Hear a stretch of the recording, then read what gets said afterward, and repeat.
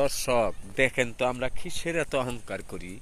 এই যে দেখেন, একটু খেয়াল করেন, এই যে ধান দেখতেছেন, এই যে ধানের ভিতর থেকে এখানে আমরা একটা ধান লাগাই, একটা জ্বালা লাগাই, এখান থেকে আল্লাহ তাআলা কিরকম বরকত দেয়, রহমত করেন।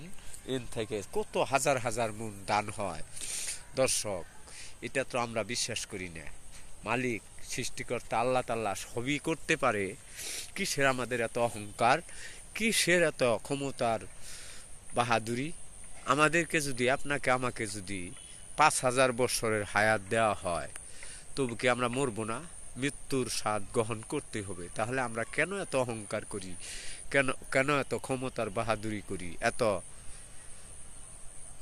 জুনের বড়াই দেখাই? এই কথাগুলি যদি বিবেচনা করবেন, কারো কারো কাছে খারাপ লাগতে পারে, কিন্তু কথাটা সত্য।